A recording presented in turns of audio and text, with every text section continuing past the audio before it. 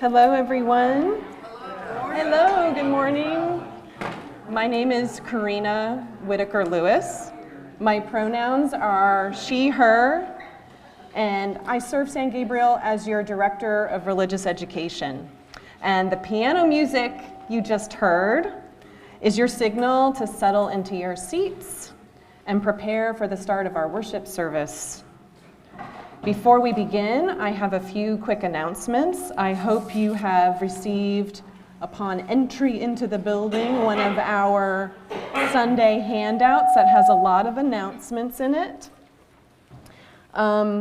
Tonight, we are having an outdoor movie night. We are showing Encanto. We're taking advantage of the daylight saving time ending. So we'll be here at 5:30. Popcorn is provided if you want to bring a dinner picnic with you. We're going to do that tonight at 5:30. And then after the service or during the service today, towards the end of the service, we are going to have discussion time, and we also have sign-making materials for the Move the Monument event that is happening next Sunday at 2 p.m. So if you want, even if you don't plan to go, if you want to make a sign for someone else to carry, we would appreciate it. This is to express our support for the move of the Confederate monument in front of the courthouse on the square to the fraternal cemetery. Yes. All right. I have one last announcement from our membership team. They are looking for folks to help them greet new folks and visitors at our welcome table. We are in need of several more people on our team, they say, so please see Clara at the back if you would like to join them in doing that lovely work. All right, let us now begin.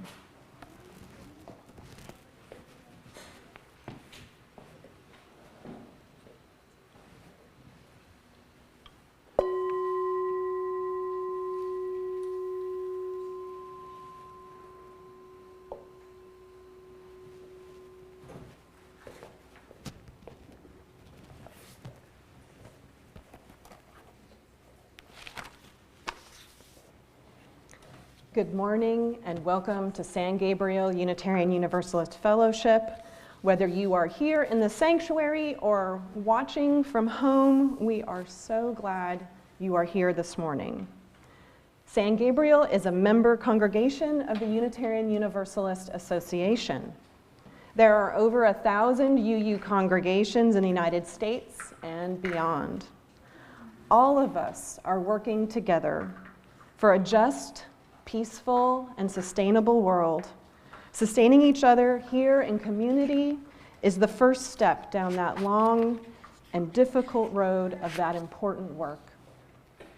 We especially welcome our guests today. If this is your first time here, thank you for coming. We hope you will stay for coffee and conversation in the second half of our service today.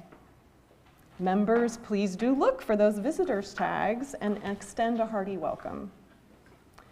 And if you would like to know more about us and learn about upcoming events, please fill out the visitors card in the seat back pocket in front of you to sign up for our emailed newsletter. Please know that whoever you are, wherever you are from, whomever you love, wherever you are on life's journey, you are welcome here. Let us greet this day in song. Our opening hymn is For the Beauty of the Earth, which is number 21 in the gray hymnal, but the lyrics will also be projected, and we can stay seated for this.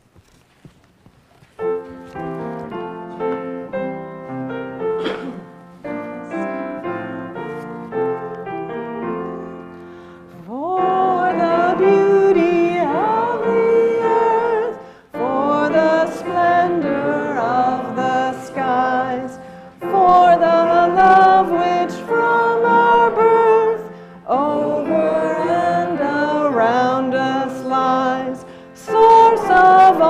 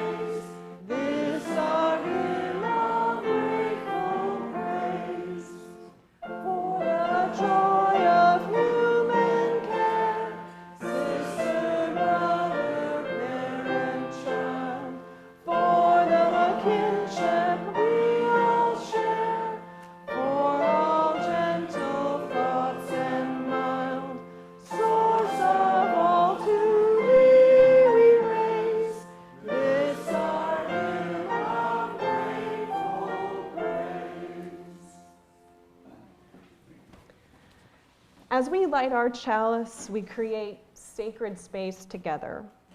I call you into this time of connection within, among, and beyond with these words of Unitarian minister Edward Everett Hale. I am only one, but still I am one. I cannot do everything, but still I can do something. And because I cannot do everything, I will not refuse to do that something that I can do. May this call to generous action guide our time together during this holy hour. I also want to share a chalice lighting that we often used in our religious education classes. And it goes like this. And there are some hand signals, some hand motions if you'd like to do this with me. We light this chalice to celebrate Unitarian Universalism. You can even make your own little chalice like that. We are a church of open minds. We are a church of helping hands. And we are a church of loving hearts. So if you want to make a practice of lighting a chalice at home, you could use that lighting and say family instead of church. All right, I need some help lighting this chalice. Are we ready to do this together? Let's hope it works. We're going to clap our hands. 1, 2, 3. Ooh, I got ahead a little bit. Welcome back to RE Sunday, which stands for Religious Education. Here we are sitting in a circle, and I am down here with you. We are going to shorten our worship service so we can offer more time for RE, whether that's a discussion group for adults or an activity for children. But we still have a Wonder Box, because as your religious educator, I always hope the Wonder Box is a way to deepen our learning from one another. Ooh, it's making quite a bit of a rattle today. There are many things in life that are unknowable, but hopefully not what is in here. So, do I have any guesses of what might be in here today? Sporks. Sporks. I like that. So the utility. Magic markers. Do you have a guess, Annika? Building blocks. Flashcards. These are all great. Do you want to come open it, Annika? You want to see what's inside there? You can help us. Let's see what it is. Here. I think I already undid the latch. All right, you want to hold it up for people? Yay. Sparkly star. What does that make you think of? Christmas trees, says somebody. Angels. What do you think? Snowflakes, yeah, sparkly like a snowflake. Yeah, all kinds of things that we can think about with the star. I'm thinking about how we're going to have an eclipse next year. My children are going to come. They're not coming at Christmas, but they're coming for that eclipse in April. Space. You may sit down. This month, our theme is generosity. How do we model generosity, live generously, celebrate generosity, and encourage generosity? It's from the UU Soul Matters curriculum, and this week I emailed families their packet called Soulful Home. And they also have other packets, like for use in worship and small groups. Yes. So that's what I'll be sharing with you today, and what you'll be able to discuss later. But first, let's see what our Wonderbox story has to do with generosity, and does it have something to do with stars? It's called The Star Keeper, and it's written and illustrated by someone named Faith Pray, and she said, yes, that is her actual name by marriage. She got the name Faith Pray, and it's published by Random House. The world had been dark for a long time, rainy, lonely, dark. Every morning, the girl fed the fish and waited for things to be different, but every morning the world stayed the same. On one especially wet day, the girl got tired of waiting. She made an enormous wish. She wished the lonely dark away. What was this? A star. It was beautiful and warm and perfect, and she longed to keep it for herself. But the girl could tell that the star didn't want to be kept hidden. It needed the girl to help it shine. Surely the best place for a star to light up the world, she thought, was someplace grand. But the people in the fancy house were busy. They didn't even want to stop and see the star. The girl and the star felt small. Next, the girl tried taking it to the shops. Shopkeepers are sensible, the girl figured. Maybe they would know what to do. But even though she knocked and knocked, the doors stayed shut. The girl and the star shivered. Finally, the girl took the star to the center of the village. Maybe someone there would be able to help. But no one seemed interested. The star was gloomy now, shrinkier, wilted. The girl felt it too. By now, the star was as small as a smudge, and the world felt the same. I must not be very good at taking care of stars, thought the girl. Perhaps I should forget my wish. Someone else could try to help it shine. She found a perfect spot for giving up. Only somebody was already there. Two someones. Maybe there was something the girl could do. It was a very small thing. She shared her sweater and a tiny piece of the star. Now the star seemed rounder, shinier, glowy. Maybe, thought the girl, there were lots of small somethings she could do with that star. The girl and the star went everywhere. Every time she found something to do or someone to help, the girl broke off a bit of the star. And each time the star grew. Maybe she did know how to be a star keeper. Because it did shine. Not all at once, not in a grand way, but in tiny sparks that warmed and flamed and joined stars upon stars upon stars that chased away the lonely dark. And the world was different. So, before I go any further with my thoughts on that story, does anybody want to share what they thought of the story? Any impressions? Or what the message of the story might be? You don't have to wait for me to... Sharing, yeah. Any other thoughts? Yes, Chuck? We always think we need to do big things to change the world. Yeah. Little things matter. Yeah. Small kindnesses. Small kindnesses. Yeah. So last month, I was in Milwaukee at the Liberal Religious Educators Association annual conference. Those are my colleagues. Loretta is even older than the Unitarian Universalist Association. I like to trot that out. And while I was there, I learned something. I learned many things, but one thing I learned was jet pig. Jet pig. And some of my more artistic colleagues have even done some great little illustrations of this little pig running around with a rocket. Jet pig. What is the importance of this little pig? Well, it is a mnemonic device, a way to help remember something. And each letter in the words jet pig stand for something else, and they are justice, equity, transformation, pluralism, interdependence, and generosity. And those words reflect the central values of Unitarian Universalism, grounded and centered in love. So that is something that you might want to file away for yourself to jet pig. And Soul Matters is engaging one of those values each month this year, and that is why we have generosity for our theme this month.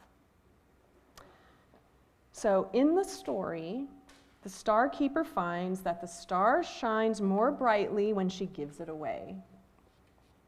But along with the bit of the star, she performs a small act of kindness. She shares her sweater or some bread or some flowers. And with this generosity comes connection to others that ultimately brightens her world and chases away loneliness. Because that was what she was lamenting at the beginning of the story, loneliness and separation.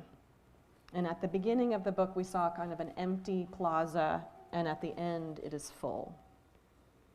And that brings me back to our chalice lighting. I am only one, but still I am one. I cannot do everything, but still I can do something. And because I cannot do everything, I will not refuse to do the something that I can do. So even though the star, and it can represent what you wish, it can represent hope, it can represent light, God, faith. It was with her, and it was her generous actions that brought about the change in the world she was craving. And this reminds me of another quote that for some reason has really been coming up in my social media these days, from Fannie Lou Hamer, the famous civil rights leader and organizer. She said, "You can pray until you faint, but unless you get up and try to do something, God is not going to put it in your lap." So this past June, at our UU General Assembly, was when the jet pig values were proposed and debated, as is required by our bylaws. And there were some 80+ amendments to the values that were brought forward for discussion and discussed. And one of the more popular ones was, why did we not have gratitude ensconced in these values? Many people mentioned it, and certainly I have shared often about how the spiritual practice of gratitude, of recognizing and taking time to recognize all that we have to be grateful for, is scientifically proven to be good for both our mental and physical health. And during joys and sorrows, we often share what we are grateful for. So I was curious how the Article 2 Commission, who articulated these values, would respond. And Reverend Cheryl Walker, one of the co-chairs of the commission, said that they talked a lot about gratitude, and ultimately realized, though, that the end goal, or the goal of gratitude, is generosity. That if I am merely grateful for what I have, and I am not generous of spirit, of my time, of my love, of this faith, then that is an exercise in gross individualism. But if my gratitude then says, I will extend my blessings to the world, that's called generosity. And that just really resonated with me, and how that value of generosity then supports all the others, particularly interdependence, equity, and justice, centered and grounded in love. The full text of the value of generosity, as it is in our new Article 2, is this: we cultivate a spirit of gratitude and hope. We covenant to freely and compassionately share our faith, presence, and resources. Our generosity connects us to one another in relationships of interdependence and mutuality. When we move from gratitude to generosity, we see again how we are being called to act on our values and do what is necessary to build beloved community and make the world a better place for all. And when I particularly see the connection between generosity and love, what comes to mind for me is compassion. And that compassion was also reflected in the story, in how the girl was moved to act in the face of others' suffering. In the Buddhist tradition, there's a ritual that is a reflection of generosity as compassion that I have practiced with you and our children in particular many times. It is called the loving kindness or metta meditation, and it is an expression of compassion that begins with self and extends towards others. So we can do this together for a minute. You can settle into your seat, and if you want to close your eyes, you can. We say first, may I be happy. May I be healthy. And may I be filled with love. And now we say this for someone close to us, someone we love, someone dear to us. May you be happy. May you be healthy. May you be filled with love. Then we offer this to someone who maybe we've had some trouble with, someone we've been in a conflict with, someone who rubs us the wrong way, and we say, may they be happy. May they be healthy. May they be filled with love. And then we just offer this to the whole world. We want everyone to have this feeling. So we say, may we be happy. May we be healthy. And may we be filled with love. In a world that is as troubled as ours is, I hope that we can continue to recognize all that we are grateful for and be moved to generosity through the compassion and empathy that we feel for others. So we're going to pause here and take a moment for reflection on this, how we as UUs are generous of heart, spirit, time, treasure. Certainly one way is by listening to one another, as we do in our sharing of joys and gratitudes, concerns and sorrows. So now we give each other the gift of attention. This is a time for sharing how you are feeling, what is on your heart, what joys or gratitudes you want to lift up, and what pain or concern you want to ease through sharing. We can create a circle of caring together. I have the microphone if there's anyone who would like to share something that they are happy about, something they are sad about. I'm gonna pass this down.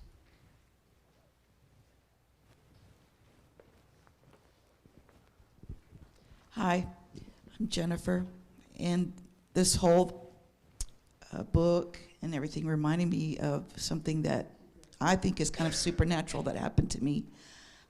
In the morning, I had heard a Bible lesson about if they need a coat, you actually give them the coat off of you. It's real. Don't just say, I hope you get warm, and they're standing there freezing. And that same day, I was waiting in line for a show, and it was 17 degrees and super windy. And I had my coat on, and I was fairly warm waiting in line, but this young girl behind me only had a short sleeve shirt on, and nobody seemed to care. So I said, well, I've got a lot of fat on my body and you don't have any. And I said, you can wear my coat. And so I gave her my coat, and she seemed so surprised and happy. And I steeled myself for what I knew was going to be really severe cold until we got into the show. But here's the supernatural part. I don't know if it's my own higher self or maybe the Holy Spirit, but my whole body was encompassed in warmth the entire time we waited outside. And people were like, aren't you cold? And I'm like, no, the Lord's keeping me warm. So thank you for the lesson today. It helped me remember that. Thank you for sharing.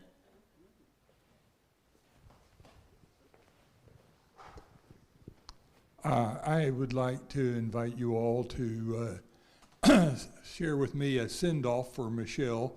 She leaves this afternoon with a group of UUs in Austin to go down to the border, a part of Texas Impact's Courts and Ports, where we hope that folks learn about what's really happening at the border, and they get to go across the other side of the river and interview and hear stories about what's going on with the people there and learn about the process and the court system and all of that. But mostly I wanted you to not only know that she's taking a bunch of clothing and that she's raised a bunch of money from friends, but she asked me this morning, and you're my witnesses, that she does not want me to pay more than $5,000 if she's kidnapped in ransom. So she's here to say, yes, she said that. And why did I say that? Well, we want the kids to get the money. But you're my witnesses. We are wishing you safe passage, Michelle. And we are so glad you are able to go down there and bring your learning back to us. Yes. Is there anyone else who has a joy or a sorrow, a gratitude? Anything else they'd like to share? I know I want to pray for peace and for right way forward in a very complex situation in the Middle East, and it breaks my heart for the pain that is and suffering that is happening to so many people. I want to lift up that we are here together for one another, and whether your suffering, your pain, your gratitudes, your joys remain unspoken in this time, please feel the love that surrounds you in this place and time. Amen and blessed be. So as a meditation on the joys and sorrows we just heard, we will sing number 402, From You I Receive, also in the gray hymnal. Jackie will play that melody for us, and we will sing it twice because it's rather short. And I'll put this microphone down now.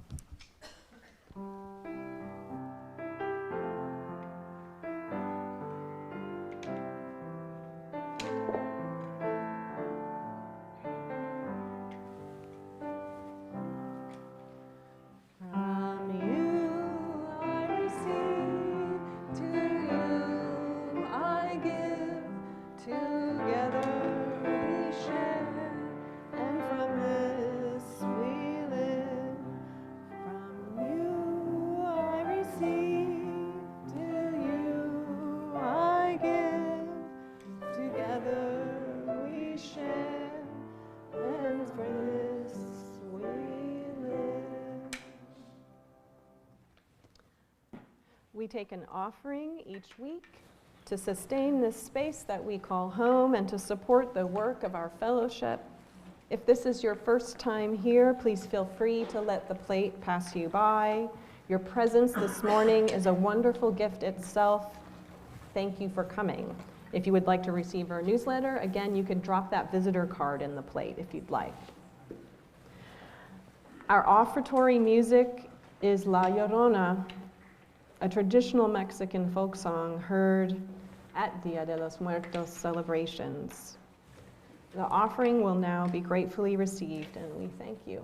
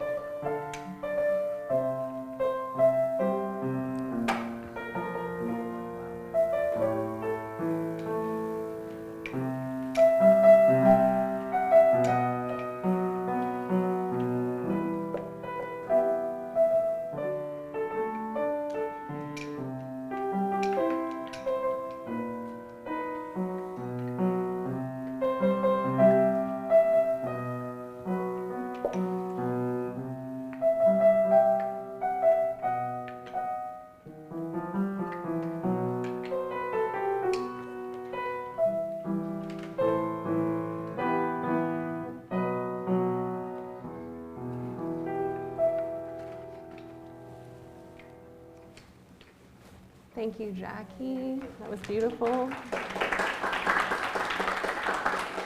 Thank you to everyone who helped make our worship service run smoothly this morning, our tech team in the back, and our folks who have prepared coffee for us, and our folks at the table welcoming us all in. A few brief, I'll just mention again, so this was a short service so that we can have time to discuss questions on the theme of generosity. We also have, so those questions are at the tables in the back. We have some star crafts for those who would like to do some art. And we also have the sign making supplies for next Sunday. And I just want to thank Keith Hutchison, who's chatting in the back right now, if he was a major the instigator in making this interfaith community action happen next Sunday, and our UU minister from Cedar Park, the Live Oak congregation, will be speaking at that event, so we will have a Unitarian Universalist presence at this event, and I hope you all can come in your yellow shirts if you have them. And yes, so we have some example slogans. If you're not feeling creative, we even have it written out what you could put on your sign. So yes, I welcome you into that time of fellowship with one another. You can grab your coffee and come back.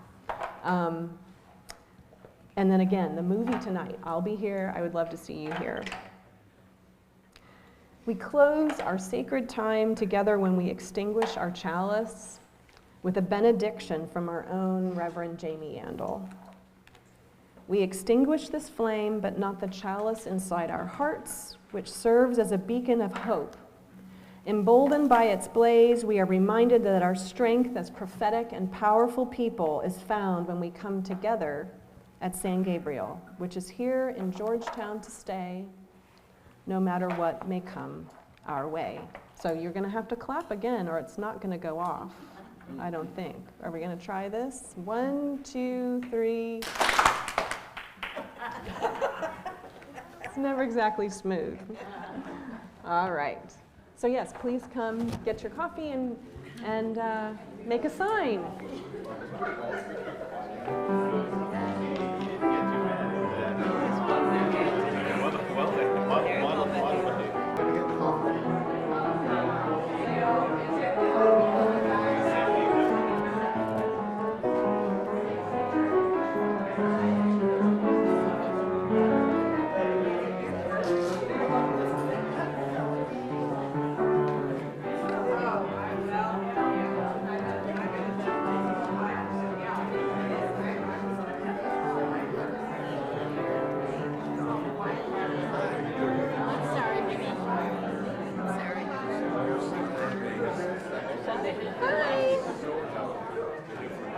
Thanks for coming today. Of course, thank you. This is